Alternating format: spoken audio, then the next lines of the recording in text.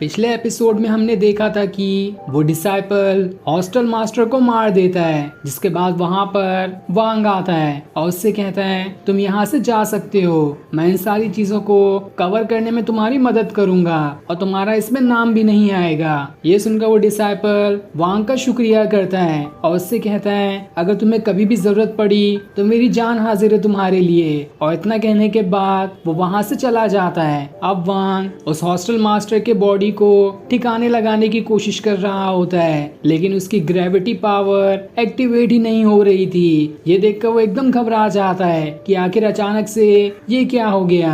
तब उसके सामने सीतू आता है और उसकी पावर्स को चेक करता है, जिसके बाद वो उससे कहता है तुम्हारे अंदर तो किसी तरीके का पॉइजन डाला गया है, आखिर ये कौन कर सकता है? क्या तुम्हें याद है कि तुम्हें किसी ने कुछ खिलाने की कोशिश की थी? तब वांग को याद आता है कि उसके मास्टर ने उसे वो पिल खाने के लिए दिया था, जिसे उसने खा लिया था। ये देखकर सीतू उससे कहता है तब तो तुम्हारा मास्टर ही मास्टरमाइंड निकला, जाओ और उसे मार दो, वरना ये तुम्हारे लिए और भी खतरा बन सकता है। लेकिन वांग उससे कहता है ऐसा मैं नहीं कर सकता, इतनी जल्दी मास्टर पे शक करना भी सही नहीं है, मुझे थोड़ा सा और टाइम चाहिए होगा। और क्या ये दूसरा तरीका नहीं है मेरी बॉडी से पॉइजन निकालने का? जिस पर सीतू कहता है हाँ एक तरीका है, जैसे लोहा लोहे को काटता है वैसे ही पॉइजन पॉइजन को भी काटता है, इसलिए तुम्हें जो पॉइजन तुम्हारी बॉडी के अंदर है उससे भी खतरनाक पॉइजन लाना होगा। और जब तुम उस पॉइजन को पियोगे तो तुम्हारा वो वाला पॉइजन पुराने वाले पॉइजन को खत्म कर देगा।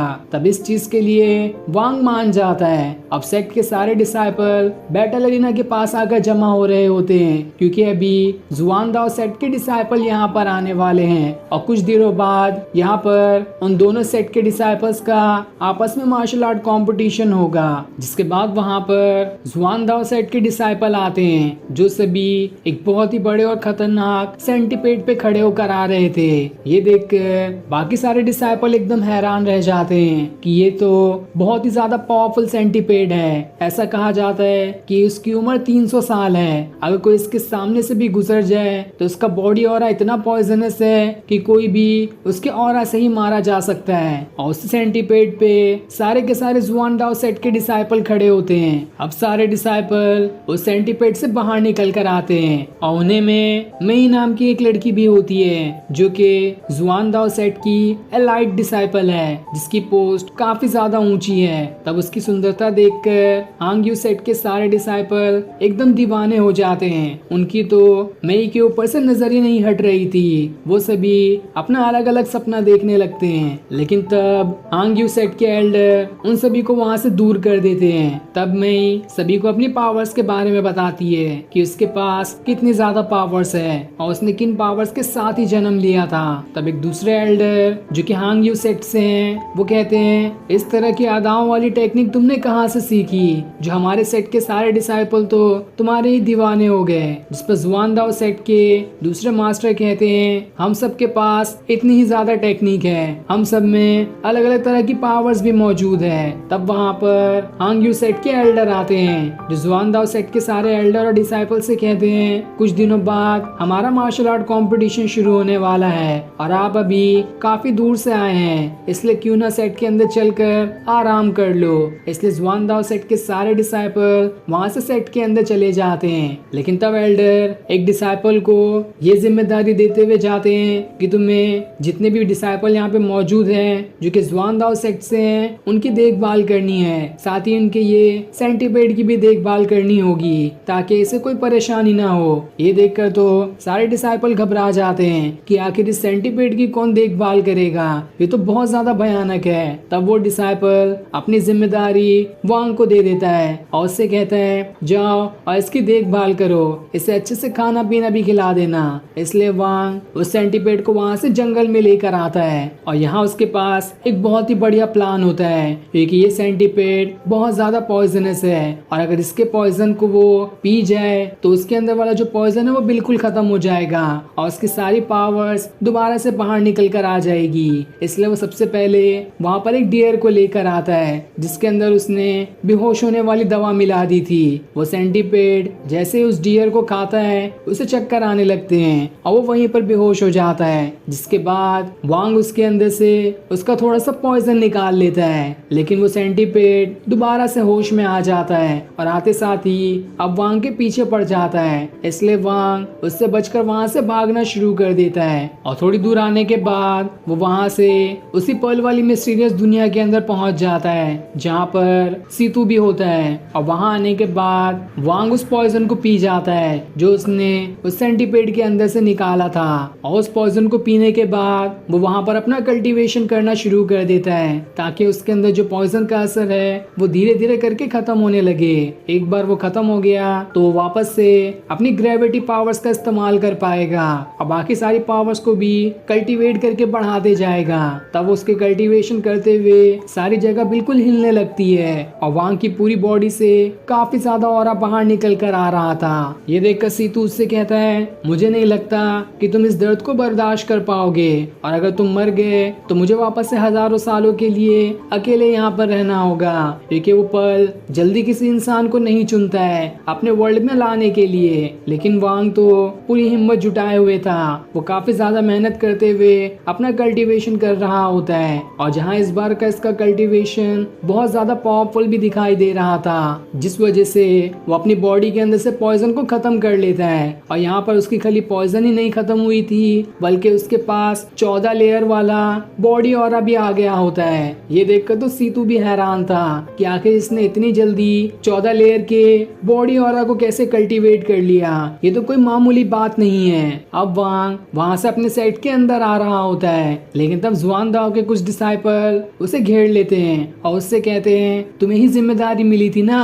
कि उस सेंटीपेड की देखभाल करने की, तो बताओ तुम कि तुमने आखिर उसके साथ क्या किया जो वो हमें दिखाई भी नहीं दे रहा है और वो बिल्कुल बीमार सा हो गया है। लेकिन वांग उससे कहता है, मैंने तो कुछ भी नहीं किया, वो खुद ही कुछ खा गया होगा इसलिए उसके साथ ऐसा हुआ। ये सुनकर जुआन दाओ सेट के डिसाइपल उसके ऊपर अटैक करने वहां आने लगते हैं, लेकिन तब वहां पर वांग के मास्टर आ जाते हैं जो उन लोगों को रोक लेते हैं और फिर उनसे कहते हैं, तुम लोग नहीं जानते कि तुम अभी हांगयू सेक्ट के अंदर हो, ये तुम्हारा जुआन दाओ सेक्ट नहीं है जो कि तुम जो चाहो यहाँ पर आकर करोगे। ये सुनकर वो भी लोग अपनी पावर्स को एक्टिवेट करना शुरू कर देते हैं ताकि मास्टर से ही फाइट करके उसे सबक सिखा सके, लेकिन उन लोगों का लीडर उन्हें शांत करवा के वहां से ले जाता है। अब वांग अपने मास्टर के पास आता है और उनका शुक्रिया करते हुए कहता है, आपका बहुत बहुत शुक्रिया जो आपने मेरी जान बचा ली। लेकिन तब मास्टर को वांग की बॉडी के अंदर से बॉडी ऑरा महसूस होने लगता है, लेकिन उन्हें उतना ज्यादा ऑरा महसूस नहीं हो रहा था। उन्हें लगता है कि अभी वांग के पास सिर्फ 3 लेयर वाला ही ऑरा है। तब वांग को सीतू की बात याद आती है, क्योंकि उसने उसे ये भी टेक्निक सिखाई थी कि वो जल्द से जल्द अपने कल्टीवेशन पावर को छुपा सकता है, क्योंकि अगर वो इतनी जल्दी फास्ट कल्टीवेशन करेगा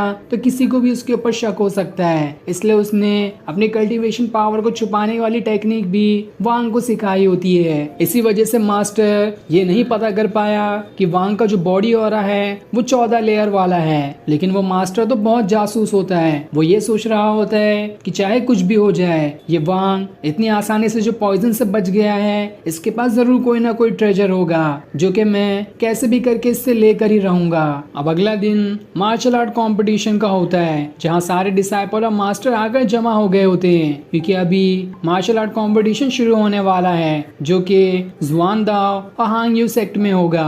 वहीं हम मू वान नाम की एक लड़की को भी देखते हैं जो कि बहुत ही ज्यादा सुंदर होती है, और यही आगे चलकर इस एनिमे सीरीज की मेन फीमेल कैरेक्टर बनेगी। और वो वहां पर अपने भाई के साथ खड़ी होती है जो यहाँ पर मार्शल आर्ट कंपटीशन देखने के लिए आई थी, और उसके पास फायर की पावर्स भी होती है। अब वहां पर हांगयू सेक्ट के एल्डर अपने ड्रैगन पे बैठ कर आते हैं और सारे डिसाइपल को रूल समझाते हैं कि रूल यहाँ का बहुत सिंपल है, जो भी डिसाइपल आखिरी तक के बैटल अरीना में खड़ा रहेगा वो जीत जाएगा, और जिस भी सेक्ट से वो बिलोंग करेगा वो सेक्ट इस राउंड का विनर होगा।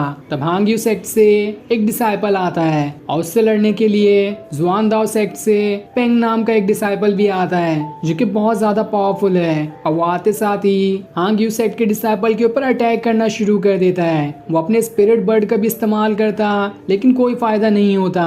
पेंग का स्नेक उसे उठाकर वहां से बहुत दूर फेंक देता है, जिस वजह से ये राउंड तो बड़ी ही आसानी के साथ पेंग जीत जाता है। अब उससे लड़ने के लिए हांगयू सेक्ट से एक दूसरा डिसाइपल आता है जिसका नाम लुओ होता है, और ये डिसाइपल हांगयू सेक्ट का सबसे ज्यादा पावरफुल पावरफुल डिसाइपल माना जाता है, लेकिन वांग को पहले से शक होता है कि शायद ही ये भी उस पेंग से जीत पाएगा, क्योंकि पेंग के पास इससे ज्यादा भी पावर्स है और वो काफी दिमाग लगा के फाइट कर रहा है। जिसके बाद पेंग और लियो के बीच फाइट शुरू हो जाती है। दोनों पहले तो बराबर ही की एक दूसरे को टक्कर देते हैं, लेकिन आगे चलकर पेंग लियो पर भी भारी पड़ जाता है और उसे काफी कड़ी टक्कर दे रहा होता है, जिसके सामने लियो जल्दी टिक भी नहीं पाता और फिर पेंग बड़ी ही आसानी से लियो को भी हरा देता है। जिसके बाद वो हांग्यू सेक्ट के सारे डिसाइपल से कहता है, कैसे कीड़े मकोड़े लोग हो तुम लोग, तुम्हारे एल्डर ने यही चीज के लिए हमें यहाँ पर बुलाया है, ऐसे कमजोर और छोटे डिसाइपल से फाइट करवा के हमारी बेइज्जती हो रही है। जिसके बाद वो